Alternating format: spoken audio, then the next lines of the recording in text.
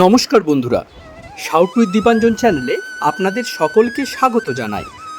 আপনারা শুনছেন শ্রীম কথিত শ্রী শ্রী রামকৃষ্ণ কথামৃত ৫৫তম পর্ব নিয়ে আপনাদের কাছে চলে এসেছি।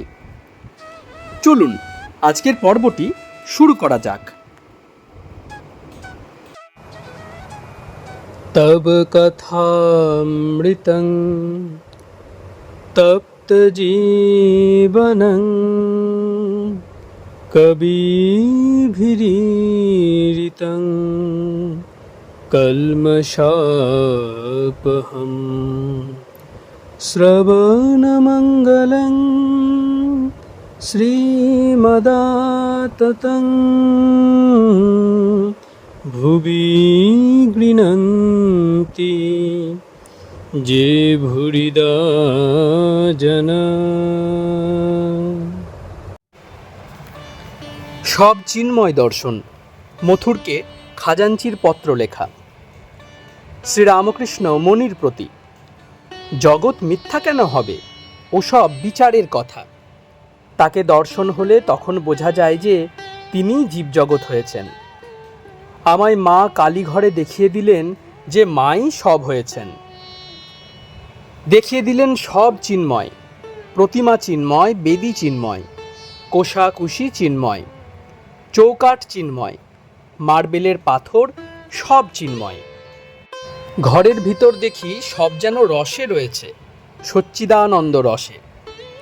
কালীঘরের সম্মুখে একজন দুষ্ট লোককে দেখলাম, কিন্তু তারও ভিতরে তার শক্তি জ্বলজ্বল করছে দেখলাম। তাই তো বিড়ালকে ভোগের লুচি খাইয়েছিলাম। দেখলাম মাই সব হয়েছেন, বিড়াল পর্যন্ত। তখন খাজাঞ্চি সেজুবাবুকে চিঠি লিখলে যে ভট্টাচার্য মহাশয় ভোগের লুচি বিড়ালদের খাওয়াচ্ছেন। সেজুবাবু আমার অবস্থা বুঝত। পত্রের উত্তরে লিখলে, উনি যা করেন তাতে কোনো কথা বলো না। তাকে লাভ করলে এইগুলি ঠিক দেখা যায় তিনি জীব জগৎ চতুর্বিংশতি তত্ত্ব হয়েছেন। তবে যদি তিনি আমি একেবারে পুঁছে দেন, তখন যে কি হয় মুখে বলা যায় না। রামপ্রসাদ যেমন বলেছেন, তখন তুমি ভালো কি আমি ভালো সে তুমিই বুঝবে। সে অবস্থাও আমার এক একবার হয়। বিচার করে একরকম দেখা যায়, আর তিনি যখন দেখিয়ে দেন তখন আরেক রকম দেখা যায়। চতুর্থ পরিচ্ছেদ। জীবনের উদ্দেশ্য ঈশ্বর দর্শন, উপায় প্রেম। পরদিন সোমবার, বেলা ৮টা হইল। ঠাকুর সেই ঘরে বসিয়া আছেন। রাখাল, লাটু প্রভৃতি ভক্তেরাও আছেন। মণি মেজেতে বসিয়া আছেন। শ্রীযুক্ত মধু ডাক্তারও আসিয়াছেন। তিনি ঠাকুরের কাছে সেই ছোট খাটটির উপরে বসিয়া আছেন। মধু ডাক্তার প্রবীণ। ঠাকুরের অসুখ হইলে প্রায় তিনি আসিয়া দেখেন। বড় রসিক লোক। মণি ঘরে প্রবেশ করিয়া প্রণামানন্তর উপবেশন করিলেন। শ্রীরামকৃষ্ণ মণির প্রতি। কথাটা এই, সচ্চিদানন্দে প্রেম। ঠাকুরের সীতামূর্তি দর্শন, গৌরী পণ্ডিতের কথা। কিরূপ প্রেম? ঈশ্বরকে কিরূপ ভালোবাসতে হবে? গৌরী বলতো, রামকে জানতে গেলে সীতার মতো হতে হয়, ভগবানকে জানতে ভগবতীর মতো হতে হয়। ভগবতী যেমন শিবের জন্য কঠোর তপস্যা করেছিলেন, সেই রূপ তপস্যা করতে হয়। পুরুষকে জানতে গেলে প্রকৃতি ভাব আশ্রয় করতে হয়, সখী ভাব, দাসী ভাব, মাতৃভাব। আমি সীতামূর্তি দর্শন করেছিলাম। দেখলাম সব মনটা রামেতেই রয়েছে। জনি, হাত, পা, বসন, ভূষণ কিছুতেই দৃষ্টি নাই। যেন জীবনটা রামময়। রাম না থাকলে, রামকে না পেলে প্রাণে বাঁচবে না। মণি: আজ্ঞে হ্যাঁ, যেন পাগলিনী। শ্রীরামকৃষ্ণ: উন্মাদিনী ইয়া। ঈশ্বরকে লাভ করতে গেলে পাগল হতে হয়। কামিনী কাঞ্চনে মন থাকলে হয় না। কামিনীর সঙ্গে রমণ, তাতে কি সুখ! ঈশ্বর দর্শন হলে রমণ সুখের কোটিগুণ আনন্দ হয়। গৌরী বলতো, মহাভাব হলে শরীরের সব ছিদ্র লোমকূপ পর্যন্ত মহাজনী হয়ে যায়। এক একটি ছিদ্রে আত্মার সহিত রমণ সুখ বোধ হয়। গুরু পূর্ণ জ্ঞানী হবেন। শ্রীরামকৃষ্ণ ব্যাকুল হয়ে তাকে ডাকতে হয়। গুরুর মুখে শুনে নিতে হয় কি করলে তাকে পাওয়া যায়। গুরু নিজে পূর্ণ জ্ঞানী হলে তবে পথ দেখিয়ে দিতে পারে। পূর্ণ জ্ঞান হলে বাসনা যায়, 5 বছরের বালকের স্বভাব হয়। দত্তাত্রেয় আর জড়ভরত এদের বালকের স্বভাব হয়েছিল।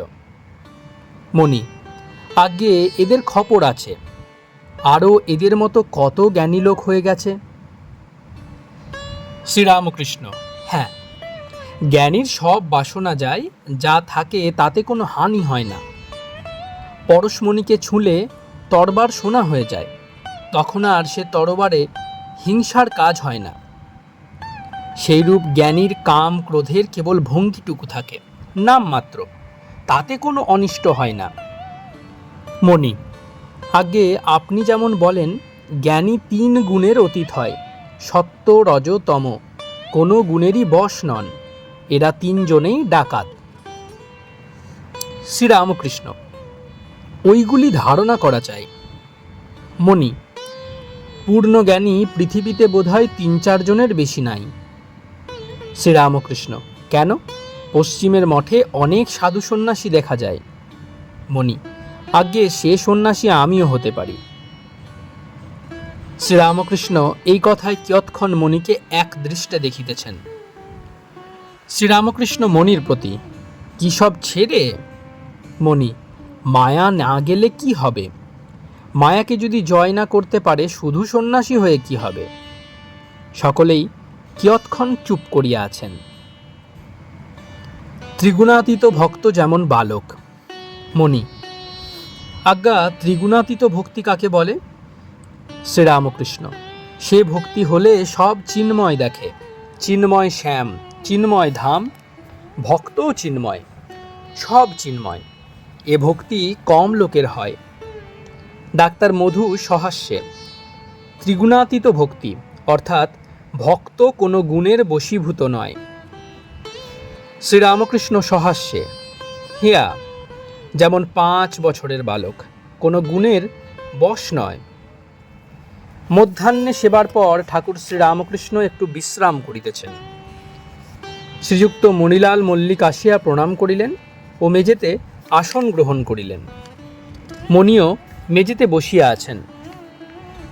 ঠাকুর শুইয়া শুইয়া মণি মল্লিকের সঙ্গে মাঝে মাঝে একটি একটি কথা কহিতেছেন। মণি মল্লিক আপনি কেশব সেনকে দেখতে গেছিলেন? শ্রীরামকৃষ্ণ হ্যাঁ, এখন কেমন আছেন? মণি মল্লিক কিছু সারেন নাই। শ্রীরামকৃষ্ণ দেখলাম বড় রাজসিক, অনেকক্ষণ বসিয়েছিল, তারপর দেখা হলো। ঠাকুর উঠিয়া বসিলেন ও ভক্তদের সহিত কথা কহিতেছেন। শ্রীমুখ পথিত চরিতামৃত, ঠাকুর রাম রাম করিয়া পাগল। শ্রীরামকৃষ্ণ মণির প্রতি, আমি রাম রাম করে পাগল হয়েছিলাম।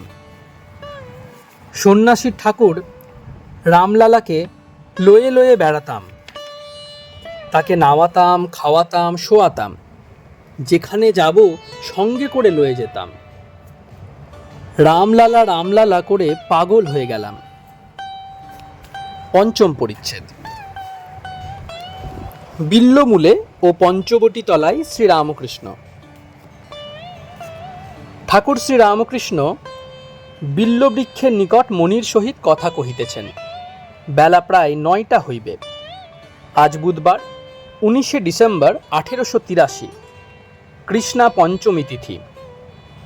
বিল্লতল ঠাকুরের সাধন ভূমি, অতি নির্জন স্থান। উত্তরে বারুদখানা ও প্রাচীর, পশ্চিমে ঝাউগাছগুলি সর্বদাই প্রাণ উদাসকারী শোঁ শোঁ শব্দ করিতেছে। পরেই ভাগীরথী, দক্ষিণে পঞ্চবটী দেখা যাইতেছে। চতুর্দিকে এত গাছপালা, দেবালয়গুলি দেখা যাইতেছে না। শ্রীরামকৃষ্ণ মণির প্রতি, কামিনী কাঞ্চন ত্যাগ না করলে কিন্তু হবে না। মণি কেন? বশিষ্ঠদেব তো রামচন্দ্রকে বলেছিলেন, রাম সংসার যদি ঈশ্বর ছাড়া হয় তাহলে সংসার ত্যাগ করো। শ্রীরামকৃষ্ণ ঈষৎ হাসিয়া সে রাবণ বধের জন্য, তাই রাম সংসারে রইলেন, বিবাহ করলেন। মণি নির্বাক হইয়া কাষ্ঠের ন্যায় দাঁড়াইয়া রহিলেন। ঠাকুর শ্রীরামকৃষ্ণ এই কথা বলিয়া নিজের ঘরে ফিরিয়া যাইবার জন্য পঞ্চবটী অভিমুখে গমন করিলেন। নিরাকার সাধনা বড় কঠিন। ঠাকুর শ্রীরামকৃষ্ণ পঞ্চবটী তলায় মণির সহিত কথা কহিতেছেন। বেলা প্রায় 10টা হইল। মণি: আগে নিরাকার সাধন কি হয় না? শ্রীরামকৃষ্ণ: হবে না কেন? ও পথ বড় কঠিন। আগেকার ঋষিরা অনেক তপস্যার দ্বারা বোধ করত, ব্রহ্ম কি বস্তু অনুভব করত। ঋষিদের খাটুনি কত ছিল! নিজেদের কুটির থেকে সকালবেলা বেরিয়ে যেত, সমস্ত দিন তপস্যা করে সন্ধ্যার পর আবার ফিরত, তারপর এসে একটু ফলমূল খেত। এ সাধনে একেবারে বিষয় বুদ্ধির লেশমাত্র থাকলে হবে না। রূপ, রস, গন্ধ, স্পর্শ এসব বিষয় মনে আদপে থাকবে না, তবে শুদ্ধ মন হবে। সেই শুদ্ধ মনও যা, শুদ্ধ আত্মাও তা। মনেতে কামিনী কাঞ্চন একেবারে থাকবে না। তখন আরেকটি অবস্থা হয়, ঈশ্বরই কর্তা, আমি অকর্তা। আমি না হলে চলবে না এরূপ জ্ঞান থাকবে না, সুখে দুঃখে। একটি মঠের সাধুকে দুষ্ট লোকে মেরেছিল, সে অজ্ঞান হয়ে গিয়েছিল। চৈতন্য হলে যখন জিজ্ঞাসা করলে, কে তোমায় দুধ খাওয়াচ্ছে? সে বলেছিল, যিনি আমায় মেরেছেন তিনিই দুধ খাওয়াচ্ছেন। মণি: আজ্ঞে হ্যাঁ, জানি। স্থিত সমাধি ও উন্মনা সমাধি। শ্রীরামকৃষ্ণ: না, শুধু জানলে হবে না, ধারণা করা চাই। বিষয় চিন্তা মনকে সমাধিস্থ হতে দেয় না। একেবারে বিষয়বুদ্ধি ত্যাগ হলে স্থিত সমাধি হয়। আমার স্থিত সমাধিতে দেহত্যাগ হতে পারে, কিন্তু ভক্তি ভক্ত নিয়ে একটু থাকবার বাসনা আছে, তাই একটু দেহের উপরেও মন আছে। আরেক আছে উন্মনা সমাধি, ছড়ানো মন হঠাৎ কুড়িয়ে আনা। ওটা তুমি বুঝেছ? মণি: আজ্ঞা হ্যাঁ। শ্রীরামকৃষ্ণ: ছড়ানো মন হঠাৎ কুড়িয়ে আনা, বেশিক্ষণ এ সমাধি থাকে না। বিষয় চিন্তা এসে ভঙ্গ হয়, যোগীর যোগ ভঙ্গ হয়। ও দেশে দেয়ালের ভিতর গর্তে নেউল থাকে। গর্তে যখন থাকে বেশ আরামে থাকে। কেউ কেউ ন্যাজে ইট বেঁধে দেয়, তখন ইটের জোরে গর্ত থেকে বেরিয়ে পড়ে। যতবার গর্তের ভিতর গিয়ে আরামে বসবার চেষ্টা করে, ততবারই ইটের জোরে বাইরে এসে পড়ে। বিষয় চিন্তা এমনই, যোগীকে যোগ ভ্রষ্ট করে। বিষয়ী লোকদের এক একবার সমাধির অবস্থা হতে পারে। সূর্যোদয়ে পদ্ম ফোটে, কিন্তু সূর্য মেঘেতে ঢাকা পড়লে আবার পদ্ম মুদিত হয়ে যায়, বিষয় মেঘ। মণি: সাধন করলে জ্ঞান আর ভক্তি দুই কি হয় না? শ্রীরামকৃষ্ণ: ভক্তি নিয়ে থাকলে দুই হয়। দরকার হয় তিনি ব্রহ্মজ্ঞান দেন। খুব উঁচু ঘর হলে একাধারে দুই হতে পারে। অষ্টম খণ্ড। দক্ষিণেশ্বর মন্দিরে গুরুরূপী শ্রীরামকৃষ্ণ ভক্ত সঙ্গে। প্রথম পরিচ্ছেদ। সমাধি মন্দিরে ঈশ্বর দর্শন ও ঠাকুরের পরমহংস অবস্থা। ঠাকুর শ্রীরামকৃষ্ণ তাহার ঘরের দক্ষিণ পূর্বের বারান্দায় রাখাল, লাটু, মণি, হরিশ প্রভৃতি ভক্ত সঙ্গে বসিয়া আছেন। বেলা 9টা হবে। রবিবার, অগ্রহায়ণ কৃষ্ণা নবমী, 23শে ডিসেম্বর 1883। মণির গুরুগৃহে বাসের আজ 10ম দিবস। শ্রীযুত মনমোহন কোন্নগর হইতে সকালবেলা আসিয়াছেন। ঠাকুরকে দর্শন করিয়া ও কিয়ৎক্ষণ বিশ্রাম করিয়া আবার কলিকাতায় যাইবেন। হাজরাও ঠাকুরের কাছে বসিয়া আছেন। নীলকণ্ঠের দেশের একজন বৈষ্ণব ঠাকুরকে গান শুনাইতেছিলেন। বৈষ্ণব প্রথমে নীলকণ্ঠের গান গাইলেন। শ্রী গৌরাঙ্গ সুন্দর নবনটবর তপত কাঞ্চনকায় করে স্বরূপ বিভিন্ন লুকায়ে চিহ্ন অবতীর্ণ নদিয়ায় কলিঘোর অন্ধকার বিনাশিতে উন্নত উজ্জ্বল রস প্রকাশিতে তিন বাঞ্ছা তিন বস্তু আস্বাদিতে এসেছ তিনেরই দায় সে তিন পরশে বিরস হরষে দরশে জগৎ মাতায় নীলাব্জ হেমাব্জে করিয়া আবৃত লাদিনীর পুরাও দেহ ভেদগত অধীরূঢ় মহাভাবে বিভাবিত সাত্ত্বিকাদি মিলে যায় সে ভাব আস্বাদনের জন্য কাঁদেন অরণ্যে প্রেমের বন্যে ভেসে ভেসে যায় নবীন সন্ন্যাসী সুতীর্থ অন্বেষী কভু নীলাচলে কভু যান কাশী অযাচকে দেন প্রেম রাশি রাশি নাহি জাতি ভেদ তাই দ্বিজ নীলকণ্ঠ ভনে এই বাঞ্ছা মনে কবে বিকাবো গৌড়ের পায়। পরের গানটি মানস পূজা সম্বন্ধে। শ্রীরামকৃষ্ণ হাজরার প্রতি। এ গান কি এক রকম লাগলো। হাজরা এ সাধকের নয়, জ্ঞান দীপ জ্ঞান প্রতিমা। পঞ্চবটিতে তোতাপুরীর ক্রন্দন, পদ্মলোচনের ক্রন্দন। শ্রীরামকৃষ্ণ আমায় কেমন কেমন বোধ হলো। আগেকার সব গান ঠিক ঠিক। পঞ্চবটিতে ন্যাংটার কাছে আমি গান গেয়েছিলাম, জীব আজ সমরে রণবেশে কাল প্রবেশে তোর ঘরে। আরেকটা গান, দোষ কারু নয় গো মা, আমি সখাত সলিলে ডুবে মরি সমা। ন্যাংটা অত জ্ঞানী, মানে না বুঝেই কাঁদতে লাগলো। এসব গানে কেমন ঠিক ঠিক কথা। ভাব শ্রীকান্ত নরকান্তকারীরে নিতান্ত কৃতান্ত ভয়ান্ত হবি। পদ্মলোচন আমার মুখে রামপ্রসাদের গান শুনে কাঁদতে লাগলো। দেখো অত বড় পণ্ডিত। God vision, one and many, unity in diversity. Thakur Sri Ramakrishna ও বিশিষ্টাদ্বৈতবাদ। আহারের পর ঠাকুর একটু বিশ্রাম করিয়াছেন। মেজেতে মণি বসিয়া আছেন। নহবতের রোশন চৌকি বাজনা শুনিতে শুনিতে ঠাকুর আনন্দ করিতেছেন। শ্রবণের পর মণিকে বুঝাইতেছেন ব্রহ্মই জীবজগৎ হয়ে আছেন। শ্রীরামকৃষ্ণ মণির প্রতি।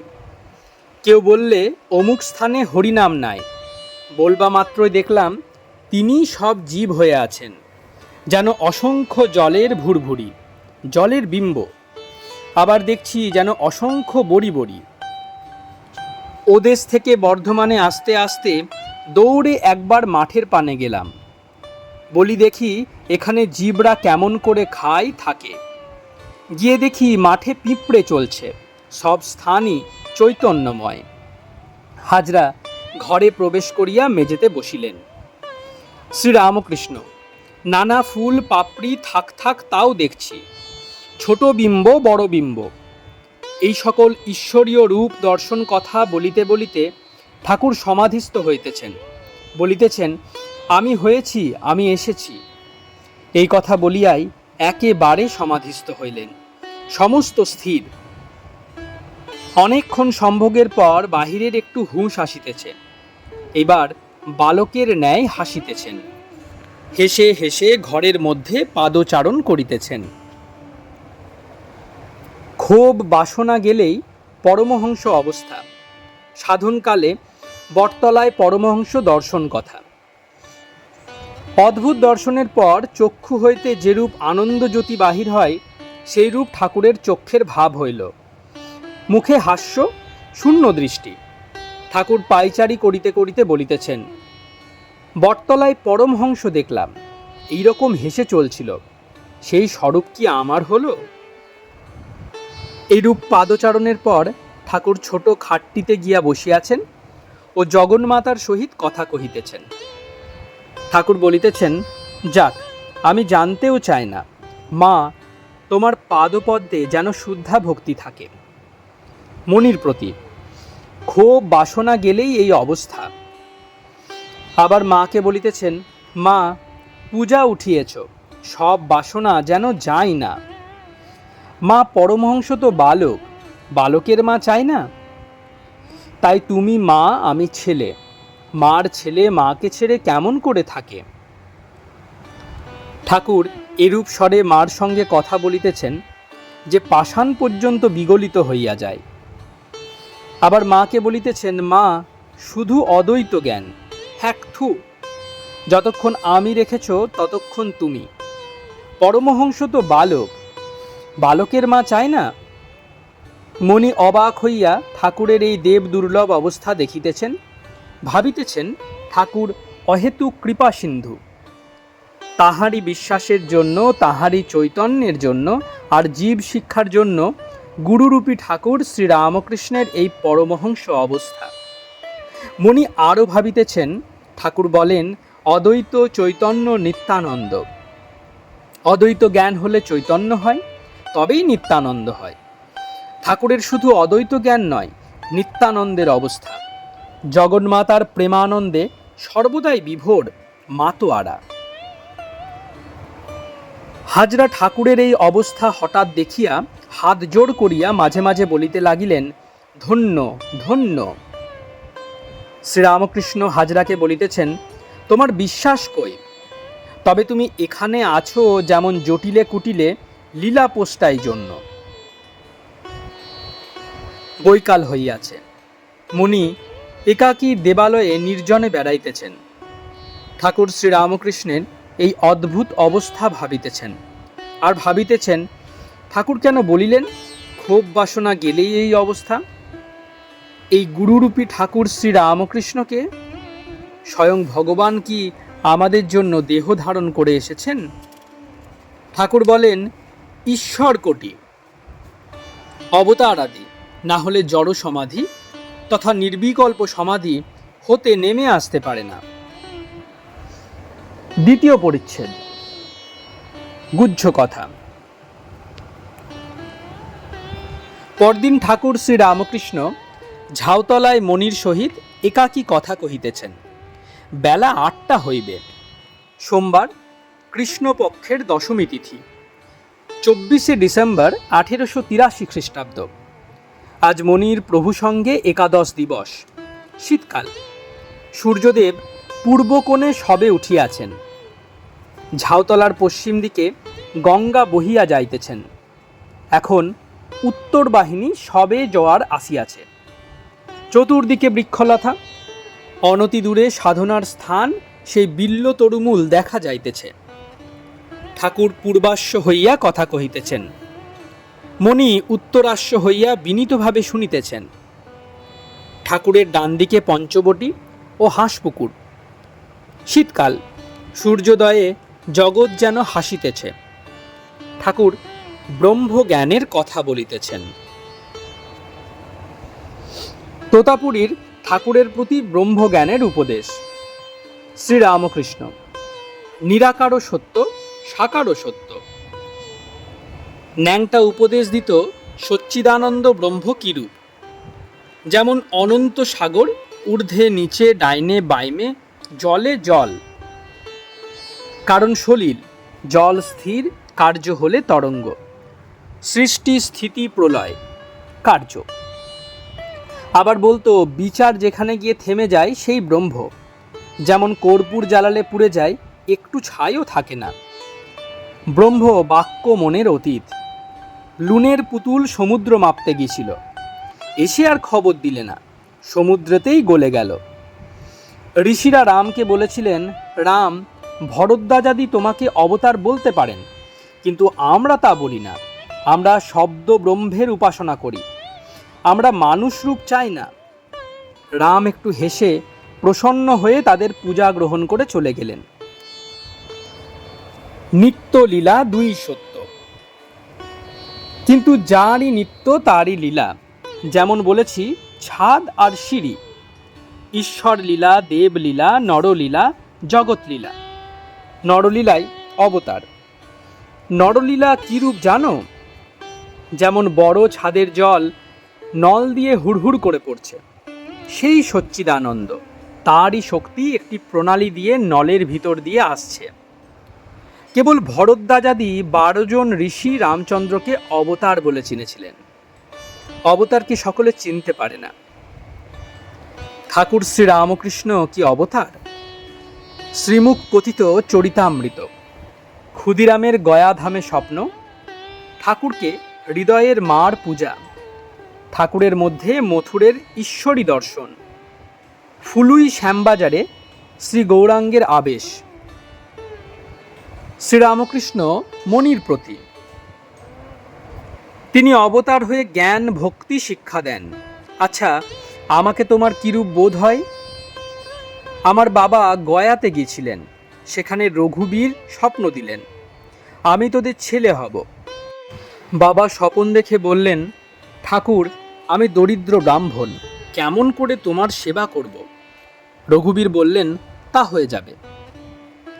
দিদি, হৃদের মা, আমার পা পূজা করত ফুল চন্দন দিয়ে। একদিন তার মাথায় পা দিয়ে বললে, তোর কাশিতেই মৃত্যু হবে। সেজবাবু বললে, বাবা, তোমার ভিতরে আর কিছু নাই, সেই ঈশ্বর আছেন, দেহটা কেবল খোল মাত্র। যেমন বাহিরে কুমড়োর আকার, কিন্তু ভিতরের শ্বাস বিচি কিছুই নাই। তোমায় দেখলাম যেন ঘোমটা দিয়ে কেউ চলে যাচ্ছে, আগে থাকতে সব দেখিয়ে দেয়। বটতলায় গৌরাঙ্গের সংকীর্তনের দল দেখেছিলাম, তার ভিতর যেন বলরামকে দেখেছিলাম, আর যেন তোমায় দেখেছিলাম। গৌরাঙ্গের ভাব জানতে চেয়েছিলাম। ও দেশে শ্যামবাজারে দেখালে, গাছে পাঁচিলে লোক, রাত দিন সঙ্গে সঙ্গে লোক, 7 দিন হাঁকবার জোছিলাম না। তখন বললাম, মা, আর কাজ নাই, তাই এখন শান্ত। আরেকবার আসতে হবে, তাই পার্শ্বদের সব জ্ঞান দিচ্ছি না। সহাস্যে, তোমাদের যদি সব জ্ঞান দিই, তাহলে তোমরা আর সহজে আমার কাছে আসবে কেন? তোমায় চিনেছি, তোমার চৈতন্য ভাগবত পড়া শুনে। তুমি আপনার জন, এক সত্তা, যেমন পিতা আর পুত্র। এখানে সব আসছে, যেন কলমির দল, এক জায়গায় টানলে সবটা এসে পড়ে। পরস্পর সব আত্মীয়, যেমন ভাই ভাই। জগন্নাথে রাখাল হরিশ টরিশ গিয়েছে, আর তুমিও গিয়েছ, তা কি আলাদা বাসা হবে? যতদিন এখানে আসো নাই, ততদিন ভুলেছিলে, এখন আপনাকে চিনতে পারবে। তিনি গুরু রূপে এসে জানিয়ে দেন। তোতাপুরীর উপদেশ, গুরুরূপী শ্রী ভগবান সস্বরূপকে জানিয়ে দেন। ন্যাংটা বাঘ আর ছাগলের পালের গল্প বলেছিল। একটা বাঘিনী ছাগলের পাল আক্রমণ করেছিল। একটা ব্যাধ দুধ থেকে দেখে ওকে মেরে ফেললে। ওর পেটে ছানা ছিল, সেটা প্রসব হয়ে গেল। সেই ছানাটা ছাগলের সঙ্গে বড় হতে লাগলো। প্রথমে ছাগলদের মায়ের দুধ খায়, তারপর একটু বড় হলে ঘাস খেতে আরম্ভ করলে। আবার ছাগলদের মতো ভ্যা ভ্যা করে। ক্রমে খুব বড় হলো, কিন্তু ঘাস খায় আর ভ্যা ভ্যা করে। কোনো জানোয়ার আক্রমণ করলে ছাগলদের মতো দৌড়ে পালায়। একদিন একটা ভয়ঙ্কর বাঘ ছাগলদের পাল আক্রমণ করলে। সে অবাক হয়ে দেখলে যে ওদের ভিতর একটা বাঘ ঘাস খাচ্ছিল। ছাগলদের সঙ্গে সঙ্গে দৌড়ে পালালো। তখন ছাগলদের কিছু না বলে ওই ঘাস খেকো বাঘটাকে ধরলে। সেটা ভ্যা ভ্যা করতে লাগলো আর পালাবার চেষ্টা করতে লাগলো। তখন সে তাকে একটা জলের ধারে টেনে নিয়ে গেল আর বললে, এই জলের ভিতর তোর মুখ দেখ, দেখ আমারও যেমন হাঁড়ির মতো মুখ, তোরও তেমন। তারপর তার মুখে একটু মাংস গুজে দিলে। প্রথমে সে কোনো মতে খেতে চায় না, তারপর একটু আস্বাদ পেয়ে খেতে লাগলো। তখন বাঘটা বললে, তুই ছাগলদের সঙ্গে ছিলি আর তুই ওদের মতো ঘাস খাচ্ছিলি, ধিক তোকে। তখন সে লজ্জিত হলো।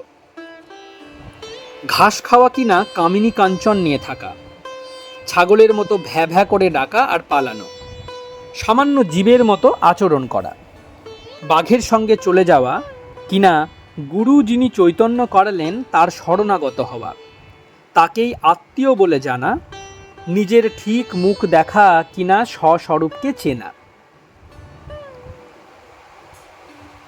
ঠাকুর দণ্ডায়মান রহিলেন। চতুর্দিক নিস্তব্ধ, কেবল ঝাউ গাছের শো শো শব্দ আর গঙ্গার কুলুকুলু ধ্বনি। তিনি রেল পার হইয়া পঞ্চবটির মধ্য দিয়া নিজের ঘরের দিকে মণির সহিত কথা কইতে কইতে যাইতেছেন। মণি মন্ত্রমুগ্ধের ন্যায় সঙ্গে সঙ্গে যাইতেছেন। ঠাকুর শ্রীরামকৃষ্ণের বটমূলে প্রণাম। পঞ্চবটিতে আসিয়া যেখানে ডালটি পড়ে আছে সেইখানে দাঁড়াইয়া পূর্বাশ্ব হইয়া বটমূলে চাতাল মস্তক দ্বারা স্পর্শ করিয়া প্রণাম করিলেন। এই স্থান সাধনের স্থান। এখানে কত আকুল হইয়া ক্রন্দন, কত ঈশ্বরীয় রূপ দর্শন, আর মার সঙ্গে কত কথা হইয়াছে। তাই কি ঠাকুর এখানে যখন আসেন তখন প্রণাম করেন? বকুলতলা হইয়া নহবতের কাছে আসিয়াছেন, মণি সঙ্গে। নহবতের কাছে আসিয়া হাজরাকে দেখিলেন। ঠাকুর তাহাকে বলিতেছেন, বেশি খেও না, আর সূচিবাই ছেড়ে দাও। যাদের সূচিবাই তাদের জ্ঞান হয় না। আচার যতটুকু দরকার ততটুকু করবে, বেশি বাড়াবাড়ি করো না। ঠাকুর নিজের ঘরে গিয়া উপবেশন করিলেন। তৃতীয় পরিচ্ছেদ। রাখাল, রাম, সুরেন্দ্র, লাটু প্রভৃতি ভক্ত সঙ্গে। আহারান্তে ঠাকুর একটু বিশ্রাম করিতেছেন। আজ 24শে ডিসেম্বর, বড়দিনের ছুটি আরম্ভ হইয়াছে। কলিকাতা হইতে সুরেন্দ্র, রাম প্রভৃতি ভক্তেরা ক্রমে ক্রমে আসিতেছেন। বেলা 1টা হইবে। মণি একাকী ঝাউতলায় বেড়াইতেছেন। এমন সময় রেলের নিকট দাঁড়াইয়া হরিশ উচ্চস্বরে মণিকে বলিতেছেন, প্রভু ডাকছেন, শিব সংহিতা পড়া হবে। শিব সংহিতায় যোগের কথা আছে, শঠচক্রের কথা আছে। মণি ঠাকুরের ঘরে আসিয়া প্রণাম করিয়া উপবেশন করিলেন। ঠাকুর খাটের উপর, ভক্তেরা মেঝের উপর বসিয়া আছেন। শিব সংহিতা এখন আর পড়া হইল না। ঠাকুর নিজেই কথা কহিতেছেন।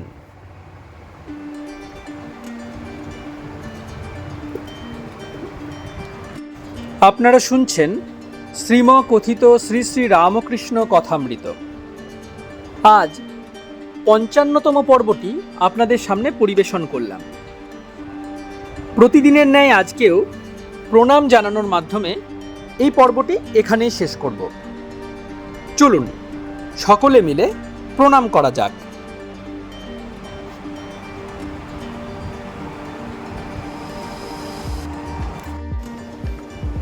নিরঞ্জনং নিত্যমনন্তরূপং ভক্তানুকম্পা ধৃতবিগ্রহং বৈ ঈশাবতারং পরমেশমিডং তং রামকৃষ্ণং শিরসা নমামি।